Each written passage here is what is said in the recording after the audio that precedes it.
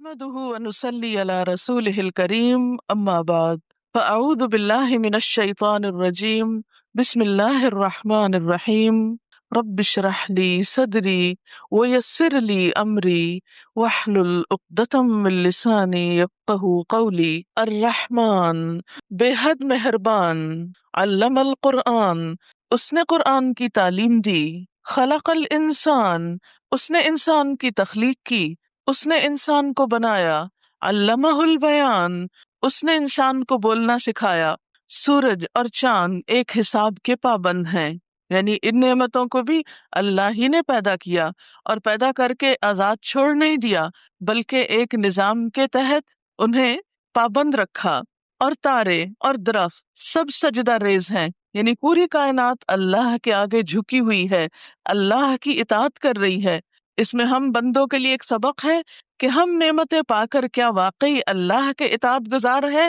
یا پھر اس کی نافرمانی کے کاموں میں لگے ہوئے ہیں۔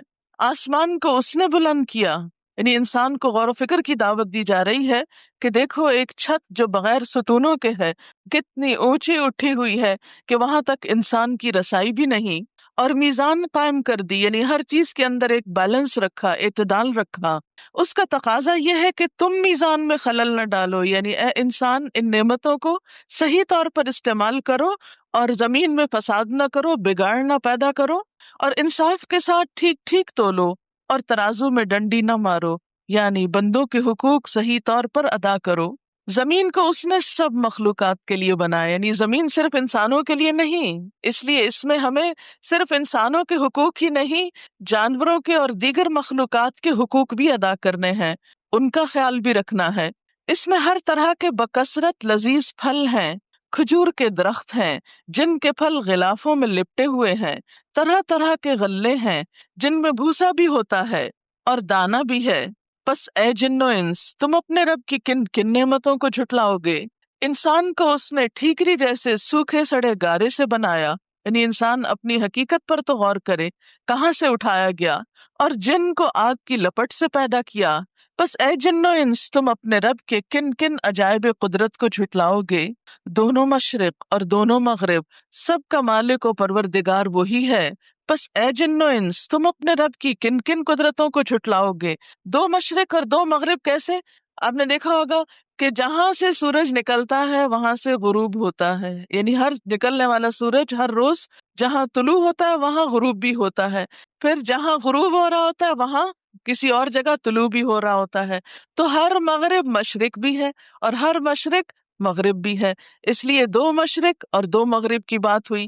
پلیز آپ ذرا باہم اگر باتیں کرنا چاہتے ہیں تو باہر چلے جائیں، قرآن آپ کے سامنے پڑھا جا رہا ہے، یہ باتیں بعد میں بھی ہو سکتی ہیں، پورے ہال میں صرف آپ دو لوگ ہیں جو باہم بات کر رہے ہیں، یہ میری باتیں اس وقت نہیں ہو رہی ہیں، اللہ کا کلام آپ کے سامنے پڑھا جا رہا ہے، اس کا ترجمہ آپ کو بتایا جا رہا ہے۔ اس وقت آپ مجھے رسپیکٹ نہیں دے رہے، اللہ کے کلام کو دے رہے ہیں یا نہیں دے رہے؟ کیا آپ کی اپنی باتیں اس کلام سے زیادہ اہم ہیں؟ دونوں مشرقوں اور دونوں مغربوں سب کا مالک اور پروردگار وہی ہے۔ پس اے جن و انس تم اپنے رب کی کن کن قدرتوں کو جھٹلاؤ گے؟ دو سمندروں کو اس نے چھوڑ دیا کہ باہم مل جائیں یعنی سمندر میں دو طرح کے مختلف پانی، میٹھا اور کھاری، اسی طرح ٹھنڈا اور گرم دو طرح کا پانی ایک ہی جگہ ساتھ ساتھ چل رہا ہوتا ہے اور باہم ملتا نہیں، دونوں کے درمیان ایک پردہ حائل ہے۔ یہ سب کچھ کرنے والا کون ہے؟ اللہ رب العزت۔ دو سمندروں کو اس نے چھوڑ دیا کہ باہم مل جائیں، پھر بھی ان کے درمیان ایک پردہ حائل ہے جس سے وہ تجاوز نہیں کرتے۔ پس اے جن و انس تم اپنے رب کی قدرت کے کن کن کرشموں کو جھٹلاؤ گے؟ یعنی کیسے نہیں اپنے رب کو پہچانو گے؟ ان سمندروں سے موتی اور مونگے نکلتے ہیں، پس اے جن و انس تم اپنے رب کی قدرت کے کن کن کمالات کو جھٹلاؤ گے؟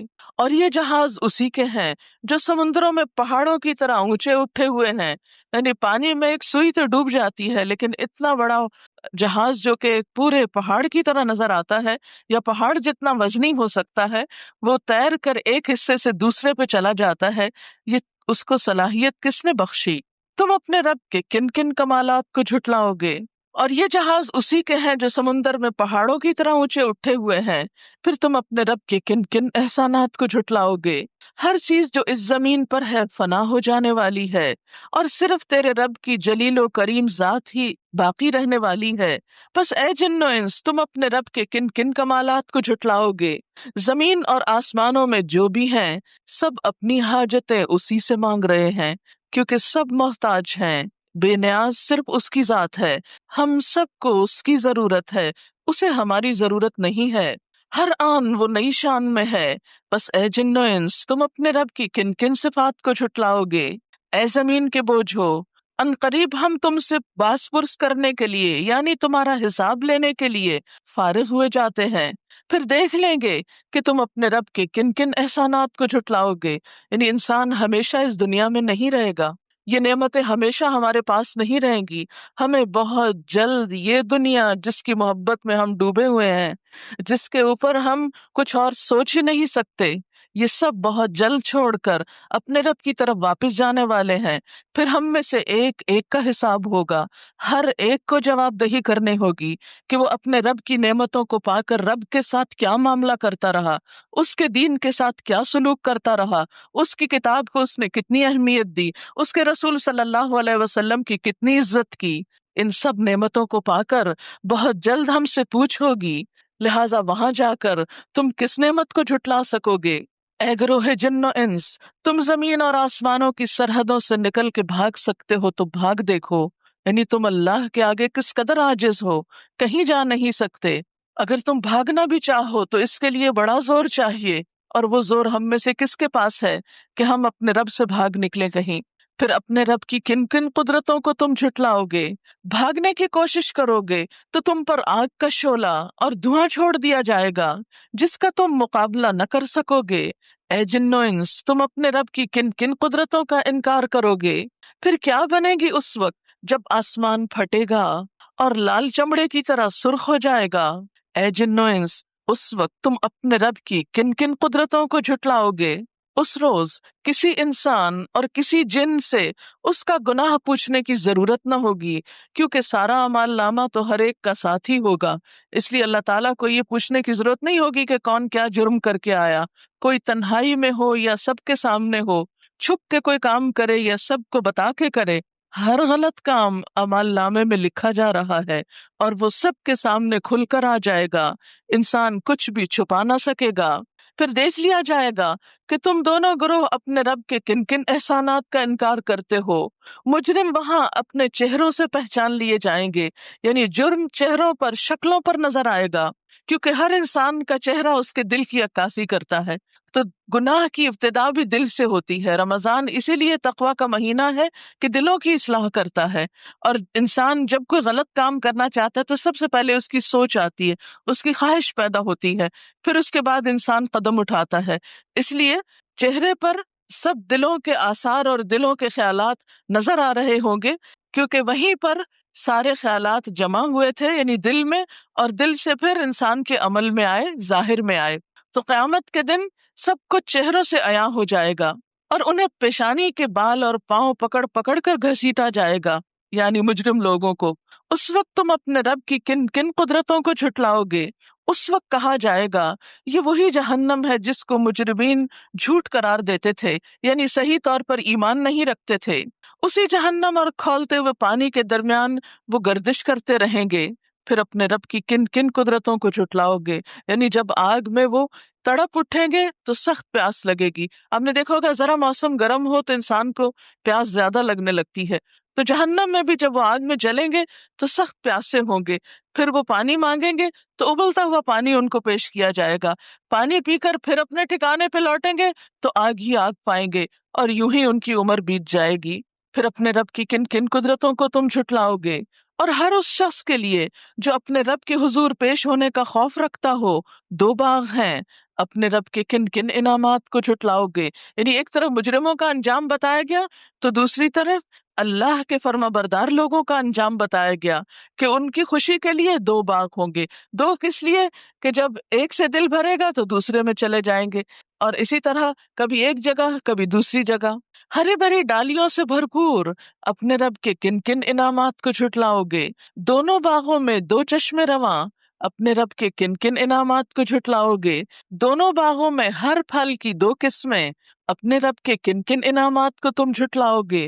جنتی لوگ ایسے فرشوں پہ تکیے لگائے بیٹھیں گے جن کے استر دبیز ریشم کے ہوں گے، اور باغوں کی ڈالیاں پھلوں سے جھکی پڑ رہی ہوں گی.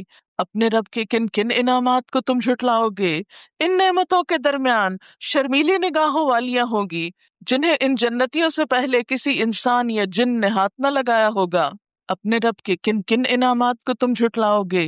ایسی خوبصورت جیسے ہیرے اور موتی اپنے رب کے کن کن انعامات کو تم جھٹلاؤ گے. نیکی کا بدلہ نیکی کے سوا اور کیا ہو سکتا ہے؟ پھر اے جنو انس اپنے رب کے کن کن اوصاف حمیدہ کا تم انکار کرو گے؟ اور ان دو باغوں کے علاوہ دو باغ اور ہوں گے. اپنے رب کے کن کن انعامات کو تم جھٹلاؤ گے؟ گھنے سرسبز اور شاداب باغ اپنے رب کے کن کن انعامات کو تم جھٹلاؤ گے؟ دونوں باغوں میں دو چشمے فواروں کی طرح ابلتے ہوئے اپنے رب کے کن کن انعامات کو تم جھٹلاؤ گے؟ ان میں بکثرت پھل اور کھجوریں اور انار اپنے رب کے کن کن انعامات کو تم جھٹلاؤ گے؟ ان نعمتوں کے درمیان خوبصورت اور خوبصورت بیویاں اپنے رب کے کن کن انعامات کو تم جھٹلاؤ گے؟ خیموں میں ٹھہرائی ہوئی حوریں اپنے رب کے کن کن انعامات کو تم جھٹلاؤ گے؟ ان جنتیوں سے پہلے کبھی کسی انسان یا جن نے ان کو چھوا نہ ہوگا. اپنے رب کے کن کن انعامات کو تم جھٹلاؤ گے؟ وہ جنتی سبز قالینوں اور نفیس و نادر فرشوں پر تکیے لگا کے بیٹھیں گے. اپنے رب کے کن کن انعامات کو تم جھٹلاؤ گے؟ تبارک اسم ربک ذی الجلال والاکرام، بڑی برکت والا ہے تیرے رب جلیل و کریم کا نام. اللہ الرحمن الرحیم. سورۃ الواقعہ. بنیادی طور پر اس سورت میں 3 انسانی گروہوں کا ذکر کیا گیا ہے جن کا چوتھا کوئی اور نہیں. اذا وقعت الواقعہ، اذا جب، وقعت واقع ہو جائے گا، واقعہ واقع ہونے والا. وقع کا مطلب ہوتا ہے اوپر سے نیچے گرنا، اسی سے لفظ واقع ہے اور پھر واقعہ. اردو میں بھی لفظ واقعہ استعمال ہوتا ہے.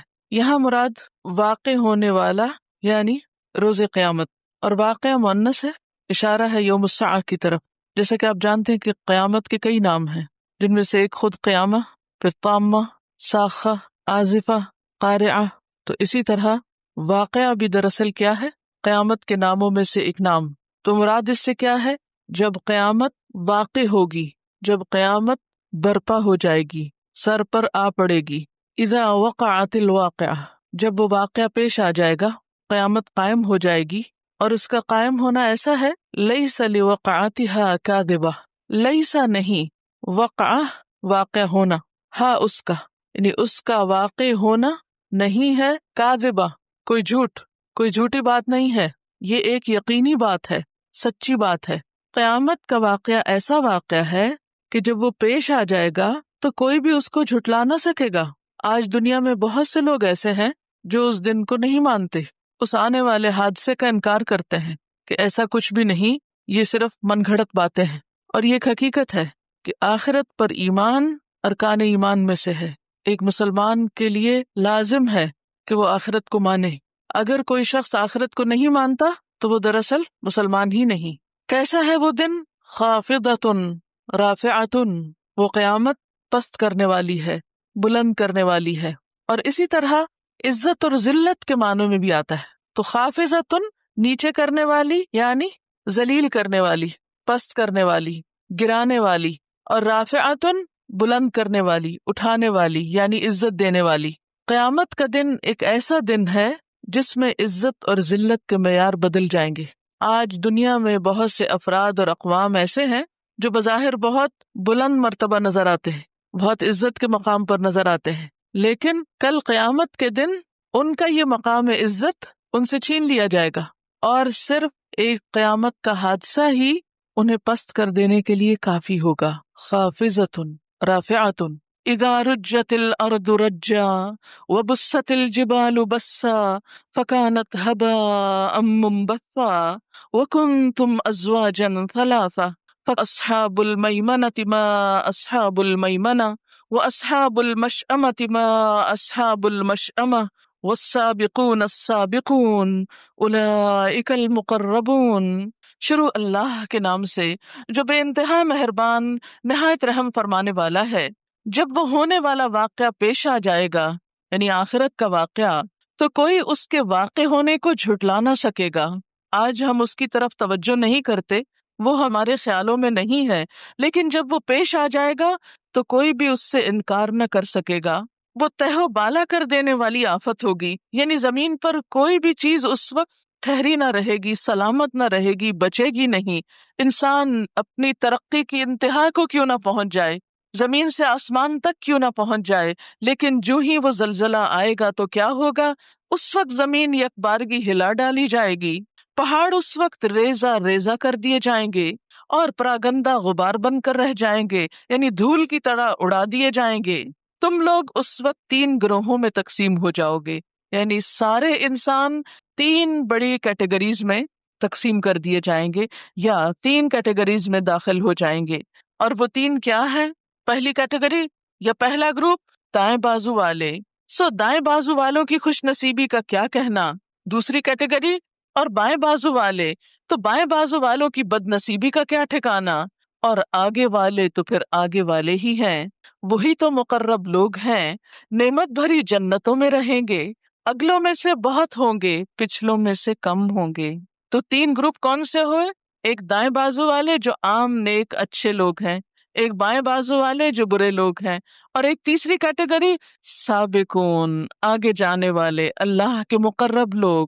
اور یہ سابقون، سبقت لے جانے والے کون ہیں؟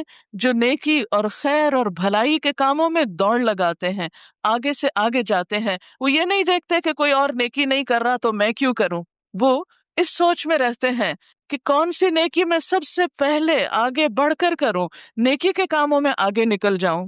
آج ہم اپنے چاروں طرف دیکھتے ہیں تو ہماری دوڑ کس کی طرف ہے؟ دنیا کی طرف۔ دنیا کی محبت میں ہم دنیا ہی کی طرف دوڑ رہے ہیں، آخرت سامنے ہی نہیں ہے، اس لیے اس کی سوچ بھی نہیں، فکر بھی نہیں۔ اسی لیے ہم صرف وہ کام کرتے ہیں جس سے ہمیں دنیا کا فائدہ زیادہ ہو، وہ کام ہم پیچھے یا کل پہ یا آئندہ زندگی پہ ڈال دیتے ہیں جو آخرت میں فائدہ دینے والے ہیں۔ حالانکہ ہم میں سے کسی کو نہیں پتا کہ آج زندگی ختم ہو جائے تو کل ہماری آخرت شروع ہو جائے، اور آخرت کا امتحان دنیا کے امتحان سے پہلے آ جائے۔ کوئی نہیں جانتا کہ کس وقت کس پر کیا بیت جائے۔ تو ایسے میں تیسری قسم کے لوگ جو نیکیوں میں آگے جانے والے ہیں، خیر اور بھلائی میں آگے بڑھنے والے ہیں، وہ انتظار نہیں کرتے، وہ سستی کا شکار نہیں ہوتے، وہ کبھی بھی دوسروں پہ نہیں ڈالتے، وہ خود انیشیٹو لیتے ہیں۔ اور اس کو ایک چھوٹی سی مثال سے سمجھاؤں گی۔ مثلاً آپ راہ چل رہے ہیں، راستے میں کوئی کوڑا کرکٹ نظر آتا ہے، تو ایک ایٹیٹیوڈ یہ ہو سکتا ہے کہ فوراً آگے بڑھے اور اٹھا لیں کہ یہ نیکی کا کام میں کر لوں، اور ایک یہ ہے کہ کوئی اور آئے، میری تو ڈیوٹی نہیں، میں تو یہاں پڑھنے کے لیے آتی ہوں، میرا تو یہ کام نہیں کہ میں یہاں اسکول کی صفائی کرتی رہوں، کوئی ہوگا جو اٹھا لے گا۔ یا کوئی بھی جب خیر و بھلائی کا کام آتا ہے، مثلا نماز ہی کا وقت آتا ہے، تو ہم میں سے کتنے لوگ ہیں جو دوڑ لگائیں کہ میں اول وقت میں نماز پڑھ لوں، پہلے میں نماز پڑھ لوں۔ ہم کہتے ہیں اچھا پہلے آپ پڑھ لیں، پہلے وہ پڑھ لیں۔ صبح سو کر اٹھنے کا آپ سوچیں کہ ہم صرف انتظار میں رہتے ہیں، اچھا پہلے ایک اٹھ جائے، وہ واش روم میں چلا جائے، پھر ہم اٹھیں گے، پھر یعنی دنیا کا معاملہ ہو، کہیں دنیا کا فائدہ ہو تو ہم سب سے پہلے سب سے آگے ہوں گے۔ حالانکہ دنیا اللہ کے نزدیک مچھر کا پر بھی نہیں، جسے وہ دار الغرور، دھوکے کا گھر کہتا ہے، بہت جلد ختم ہونے والا۔ کل من علیہا فان، سب کچھ فنا ہونے والا۔ وَيَبْقَى وَجْهُ رَبِّكَ ذِي الْجَلَالِ وَالْإِكْرَامِ، رب ذل جلال کا جو باقی رہنے والی ذات ہے، اور وہی کی نعمتیں جو باقی رہنے والی ہیں، ان کے حصول کے لیے، انسین دنیا کے لیے جو کوششیں ہیں وہ ہم سب جائزہ لے سکتے ہیں، کیونکہ کوئی کسی کو نہ دیکھے، دوسروں پہ نظر نہ ڈالیں، اپنے آپ کو دیکھیں کہ میرے اندر نیکی کا کتنا شوق ہے، اور نیکی کے جس کام کے لیے بھی مجھے پکارا جاتا ہے اس کے لیے میں کتنے شوق سے اس کی طرف بڑھتا ہوں۔ سابقون وہ لوگ ہوں گے کہ نبی صلی اللہ علیہ وسلم نے ان کے بارے میں فرمایا کہ جب ان کے سامنے حق پیش کیا گیا تو انہوں نے قبول کر لیا، اور دوسروں کے معاملے میں وہی چاہا جو وہ اپنے معاملے میں چاہتے تھے، اور پھر یہاں پر تینوں گروہوں کے انجام بتائے گئے ہیں، اور مقرب لوگوں کے بارے میں بتایا کہ نعمت بھری جنتوں میں رہیں گے، اگلوں میں سے بہت ہوں گے، پچھلوں میں سے کم۔ ظاہر ہے کہ نبی صلی اللہ علیہ وسلم کے زمانے میں لوگوں کے اندر نیکی اور خیر کی محبت زیادہ تھی، پھر آہستہ آہستہ دنیا کی محبت آگے آ گئی، نیکیوں کی محبت جو ہے وہ پیچھے چلی گئی، تو قدرتی طور پر ایک تناسب یا ریشو جو ہے مقربین کا یا نیکی میں آگے بڑھنے والوں کا وہ کم ہوتا چلا جائے گا۔ اس لیے فرمایا کہ پچھلوں میں سے کم۔ مرصع تختوں پہ تکیے لگائے آمنے سامنے بیٹھیں گے، ان کی مجلسوں میں ابدی لڑکے شراب چشمہ جاری سے لبریز پیالے اور کنٹر اور ساغر لیے دوڑتے پھرتے ہوں گے، جسے پی کر نہ ان کی عقل چکرائے گی اور نہ عقل میں فطور آئے گا۔ جب جنت کا ذکر آتا ہے تو بہت سے لوگ جنت کا مذاق اڑانے لگتے ہیں اور کہتے ہیں یہ سب لالچ دیا ہوا ہے۔ میں ایسے لوگوں سے پوچھتی ہوں کہ دنیا کی حقیر چیزوں کے لالچ میں تو وہ ایک دوسرے سے آگے جانے کی کوشش کرتے ہیں، لیکن اللہ تعالیٰ جب جنت کی بات کرتے ہیں تو اس کو لالچ کی بات کہہ کے جھٹلا دیتے ہیں۔ یہ دراصل شیطان کا دھوکا ہوتا ہے جو جنت کی قیمت ہماری نگاہوں میں کم کر کے پھر اس کے لیے کوشش بھی نہیں کرنے دیتا۔ اور عام طور پر بہت پاک باز بنتے ہیں لوگ یہ کہتے ہوئے نہیں جنت کے لالچ میں نہیں نیکی کرنی چاہیے، صرف اللہ کی رضا میں کرنی چاہیے۔ نہیں، جب اللہ تعالیٰ خود ہمیں جنت کا شوق دلاتے ہیں، اس نے ہمیں پیدا کیا ہے، وہ جانتا ہے کہ ہمارے دلوں کے اندر کیا ہے اور ہمارے اندر مادی چیزوں کی محبت کس قدر کوٹ کوٹ کے بھری ہوئی ہے۔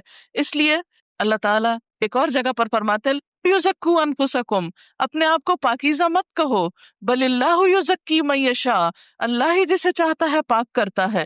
تو اس لیے جنت کا ذکر جب اللہ تعالیٰ کرے تو اسے شوق سے سننا چاہیے۔ اللہ تعالیٰ خود فرماتے ہیں سابقوا الی مغفرۃ من ربکم وجنۃ، دوڑو اپنے رب کی بخشش حاصل کرنے کے لیے اور جنت کے لیے، یعنی جنت کی طرف دوڑ کا حکم اللہ تعالیٰ نے خود دیا ہے۔ اس لیے جنت کی باتیں محض لالچ کی باتیں نہیں ہیں، یہ اللہ تعالیٰ نے ہماری نفسیات کو سامنے رکھتے ہوئے ہمیں ایک انسینٹیو دیا ہے، شوق دیا ہے۔ پھر جنت ہی کے بارے میں فرمایا کہ جنت کے جو کارندے ہوں گے وہ مقربین کے سامنے طرح طرح کے لذیذ پھل پیش کریں گے کہ جسے چاہیں چن لیں، پرندوں کے گوشت پیش کریں گے، جس پرندے کا چاہیں استعمال کریں، ایک بہت بڑی ورائٹی ہوگی۔ ان کے لیے خوبصورت آنکھوں والی حوریں ہوں گی، ایسی خوبصورت جیسے چھپا کے رکھے ہوئے موتی۔ یہ سب کچھ ان کے اعمال کی جزا کے طور پر انہیں ملے گا، یہ سب کچھ ان کے اعمال کی جزا کے طور پر انہیں ملے گا جو وہ دنیا میں کرتے رہے۔ وہاں وہ کوئی بےہودہ کلام یا گناہ کی بات نہ سنیں گے، کوئی غیبت نہیں ہوگی، کوئی چغلی نہیں ہوگی، کوئی کسی کی بیک بائٹنگ نہیں ہوگی، کوئی کسی کو تانا نہیں دے گا، کوئی کسی کا دل جلانے والی باتیں نہیں کرے گا۔ وہاں پر کوئی گناہ کی بات بھی نہیں، کوئی جھوٹ نہیں بولے گا، کوئی خیانت نہیں کرے گا۔ سب لوگ اللہ قیلن سلامن سلاما، سلامتی کی باتیں ہی کریں گے۔ اور یہاں پر کیا فرمایا کہ وہاں کوئی بےہودہ کلام یا گناہ کی بات نہ سنیں گے، جو بات بھی ہوگی ٹھیک ٹھیک ہوگی۔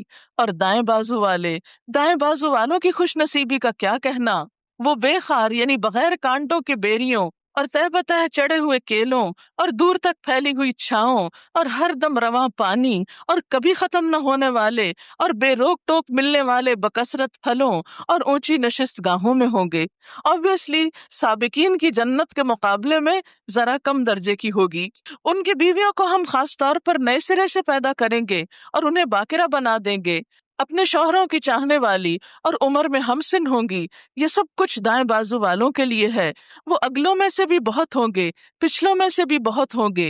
اور بائیں بازو والوں کی بد نصیبی کا کیا پوچھنا، وہ لو کی لپٹ اور کھولتے ہوئے پانی اور کالے دھوئیں کے سائے میں ہوں گے، جو نہ ٹھنڈا ہوگا نہ آرام دہ ہوگا۔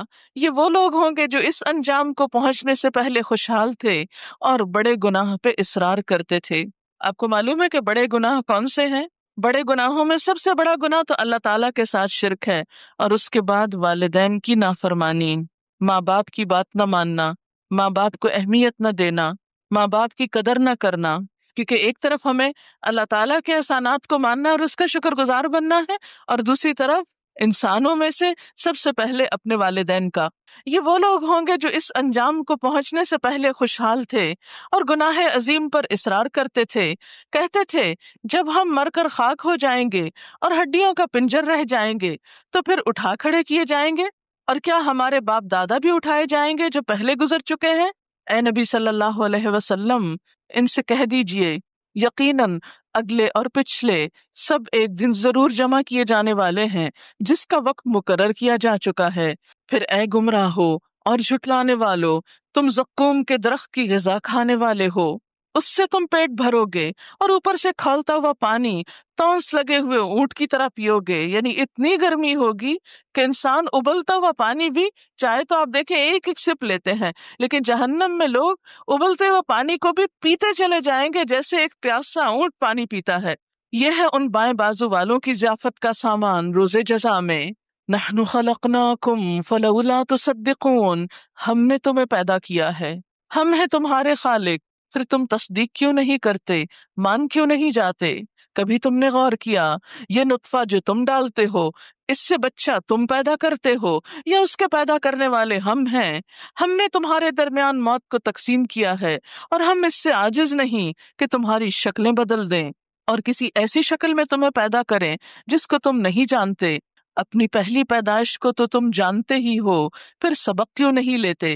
یہ اصل میں ان لوگوں کو کہا جا رہا ہے جو مرنے کے بعد دوبارہ زندہ ہونے پر ایمان نہیں رکھتے تھے، اس کا یقین نہیں رکھتے تھے۔ تو انہیں بتایا جا رہا ہے کہ تمہیں اگر آخرت کی دوبارہ زندگی کا یقین کرنا ہے تو آج کی اپنی زندگی کو دیکھو، آج اپنے ہاتھ پاؤں دیکھو، آج اپنے آپ کو پہچانو کہ کیا ہو۔ اگر تم آج ایگزسٹ کرتے ہو تو کل ایگزسٹ کیوں نہیں کر سکتے؟ جس رب نے پہلی دفعہ پیدا کیا وہ دوبارہ پیدا کیوں نہیں کر سکتا؟ کبھی تم نے سوچا یہ بیج جو تم بوتے ہو یعنی زمین میں ڈالتے ہو، مٹی میں ڈالتے ہو، ان سے کھیتیاں تم اگاتے ہو یا ان کے اگانے والے ہم ہیں؟ خوبصورت پودے کون نکالتا ہے اس اندھیری مٹی میں سے؟ کیونکہ مٹی دیکھنے میں کیا ہے؟ کچھ بھی نہیں، نہ اس میں رنگ ہے، نہ ہی اس کے اندر کوئی خوشبو ہے، نہ ٹیسٹ ہے، لیکن جو پھل اور پھول اس میں سے نکلتے ہیں وہ کس قدر خوبصورت اور کتنی ویرائٹی ہوتی ہے ان کے اندر۔ مثلاً ایک لیمو کا پودا جو اگتا ہے زمین کے اندر سے، تو مٹی کو آپ جتنا بھی ٹیسٹ کریں اس میں کوئی کھٹائی نہیں، لیکن ایک لیمو کے اندر ٹیسٹ کون ڈالتا ہے؟ یہ سب کچھ کرنے والا کون ہے؟ یہ اللہ رب العزت ہے۔ کبھی تم نے سوچا یہ بیج جو تم بوتے ہو، ان سے کھیتیاں تم اگاتے ہو یا ان کے اگانے والے ہم ہیں؟ ہم چاہے تو ان کھیتیوں کو بھس بنا کر رکھ دیں اور تم طرح طرح کی باتیں کرتے رہ جاؤ۔ ہم پر تو الٹی چٹی پڑ گئی، بلکہ ہمارے تو نصیب ہی پھوٹے ہوئے ہیں۔ یعنی اللہ تعالیٰ انسان کو جب دنیا میں ایک نعمت دے کر اس سے لیتا ہے تو وہ اس پر یہ سوچنے کے بجائے کہ میرا بھی کوئی قصور ہوگا، اللہ تعالیٰ ہی کو بلیم کرنے لگتا ہے بعض اوقات، اور بعض اوقات وہ طرح طرح کی باتیں بنا کر رہ جاتا ہے اور اللہ کی طرف رجوع نہیں کرتا۔ کبھی تم نے آنکھیں کھول کر دیکھا یہ پانی جو تم پیتے ہو اسے تم نے بادل سے برسایا ہے یا اس کے برسانے والے ہم ہیں؟ ہم چاہے تو اسے سخت کھاری بنا دیں، یعنی بارش میٹھے پانی کی برسنے کی بجائے کڑوے پانی کی برسے۔ اور کتنے حیرت کی بات ہے نا، آپ دیکھیں کہ جو واٹر سائیکل ہے وہ آپ سب جانتے ہیں کہ بارش کہاں سے بنتی ہے، جو سمندر سے بخارات اٹھتے ہیں۔ سمندر کا پانی کس قدر کھاری ہوتا ہے، وہاں سے اللہ تعالیٰ جو پانی اٹھاتے ہیں اور بادلوں کے ذریعے پھر زمین پہ برساتے ہیں وہ کھاری نہیں ہوتا۔ یہ سب کچھ کرنے والا کون ہے؟ پھر تم شکر کیوں نہیں ادا کرتے؟ کبھی تم نے خیال کیا کہ یہ آگ جو تم سلگاتے ہو اس کا درخت تم نے پیدا کیا ہے یا اس کے پیدا کرنے والے ہم ہیں؟ ہم نے اس کو یاد دہانی کا ذریعہ اور حاجت مندوں کے لیے زندگی کا سامان بنایا۔ پس اے نبی صلی اللہ علیہ وسلم اپنے رب عظیم کے نام کی تسبیح کرو۔ فسبح بسم ربک العظیم، پس نہیں میں قسم کھاتا ہوں تاروں کے مواقع کی، اگر تم سمجھو تو یہ بہت بڑی قسم ہے کہ یہ ایک بلند پایا قرآن ہے۔ انہ لقرآن کریم فی کتاب مکنون، ایک محفوظ کتاب میں ثبت ہے، یعنی اس میں کوئی تبدیلی کر نہیں سکتا کیونکہ اس کی اصل اللہ تعالیٰ کے ہاں محفوظ ہے، جسے مطہرین کے سوا کوئی چھو نہیں سکتا۔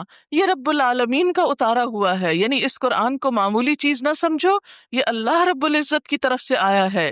پھر کیا تم اس کلام کے ساتھ بے اعتنائی برتتے ہو، اس سے بے رخی برتتے ہو، اس کی پرواہ نہیں کرتے، اس کو اہمیت نہیں دیتے، اس کو پڑھنے اور پڑھانے کے لیے تمہاری زندگی میں وقت نہیں ہے؟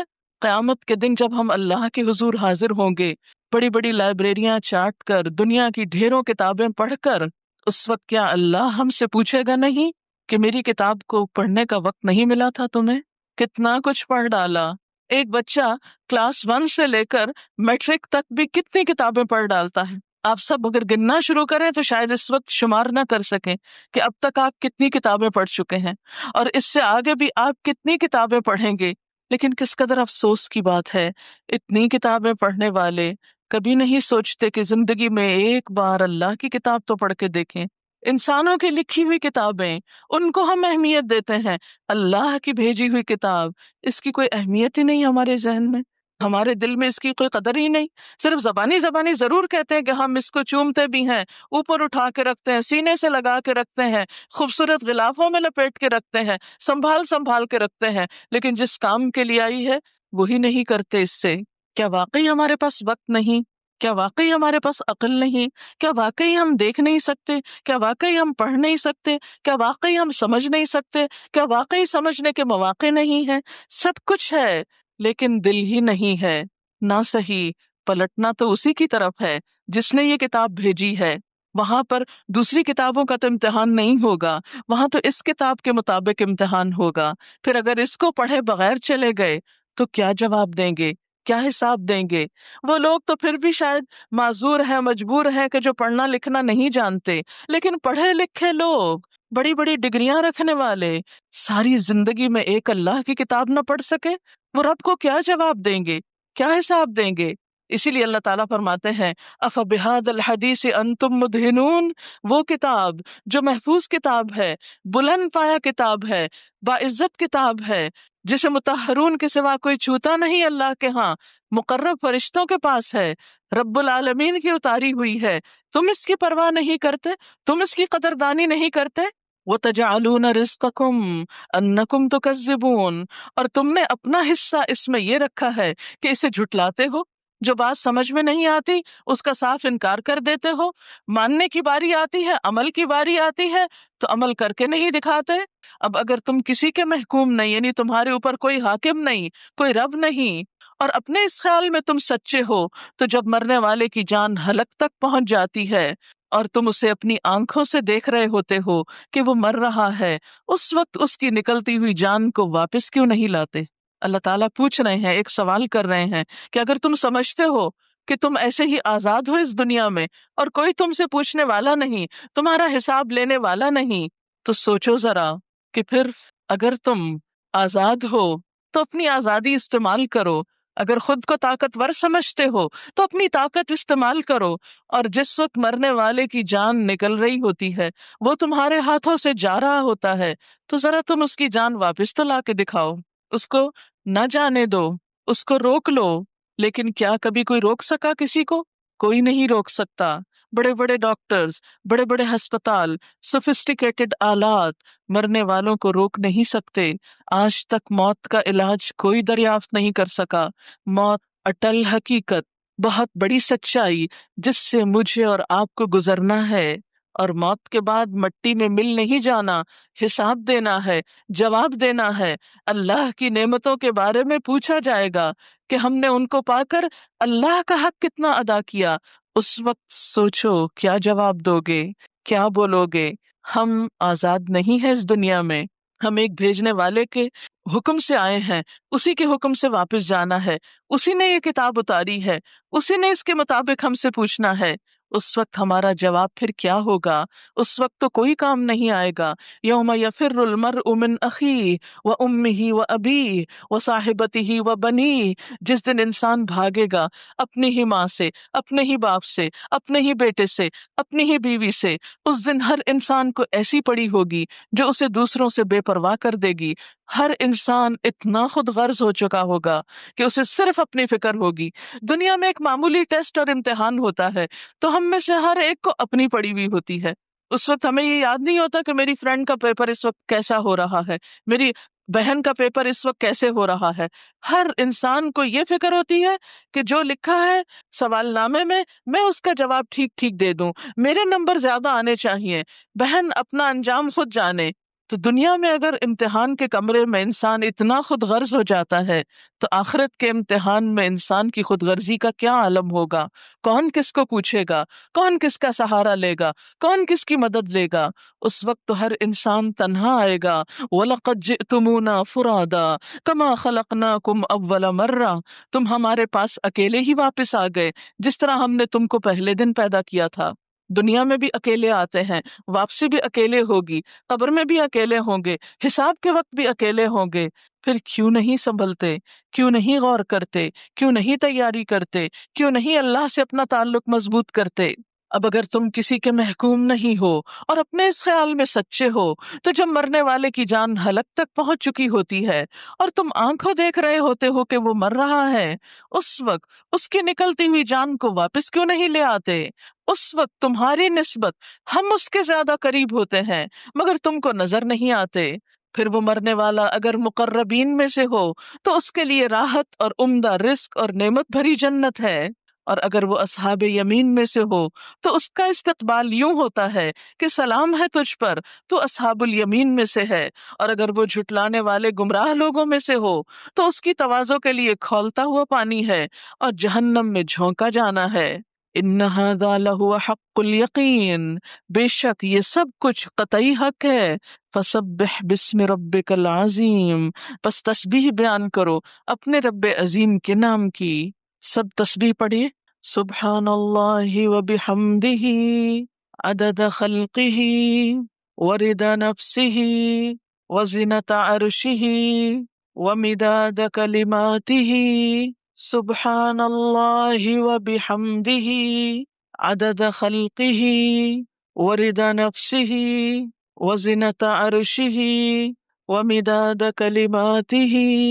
سبحانک اللہم وبحمدک نشہد ان لا الہ الا انت نستغفرک ونتوب الیک.